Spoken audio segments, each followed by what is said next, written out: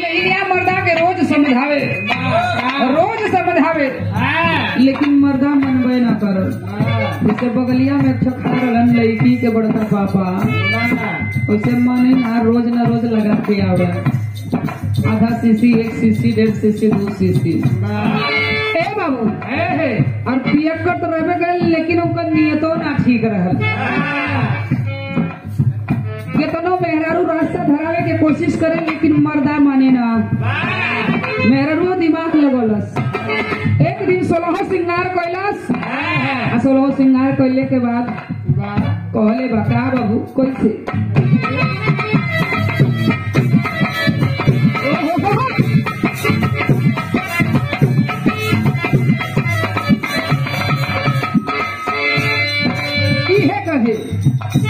मेरा सजना समझना है किस काम का।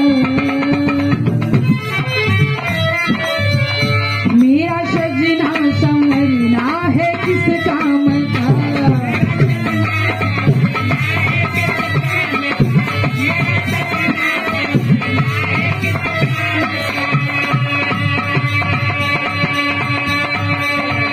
माला जपते हो तुम और के नाम का।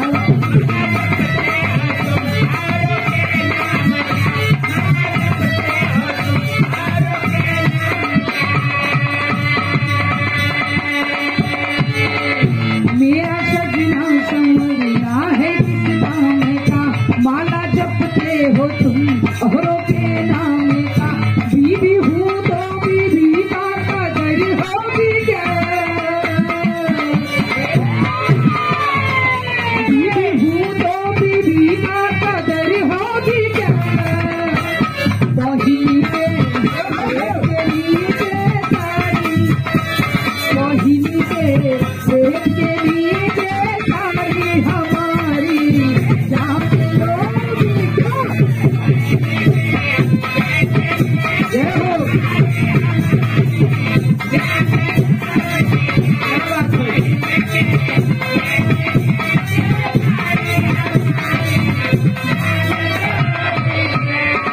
बता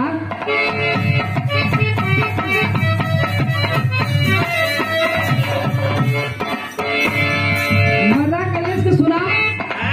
आजकल तो हर कुछ बदलाव देखत है।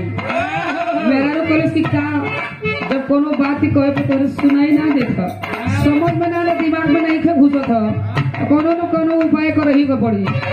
मेहरारू कहत बता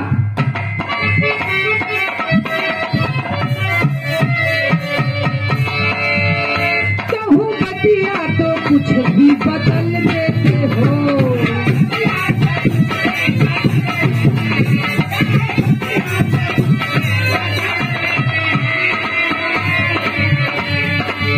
दुल्हन कह दिया कहूँ बतिया तो कुछ भी बदल देते हो।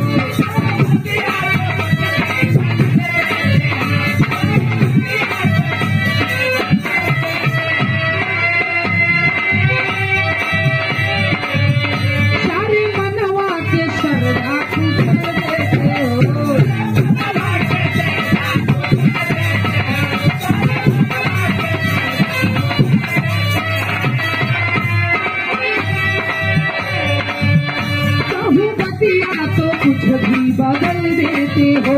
सारी मनवा के शरधा पूजन देते हो। उठ लाल लाल लागे कमाल जत पान खाई हो। उठ लाल लाल लागे कमाल जत पान खाई हो। ऐसे सुघराई कहाँ से लगी हो।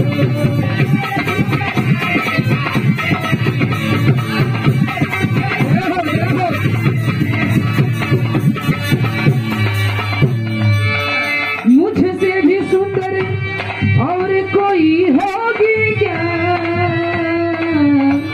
मेहरारू मर्द से कह दिया मुझसे भी सुंदर कोई और होगी क्या। पहिली के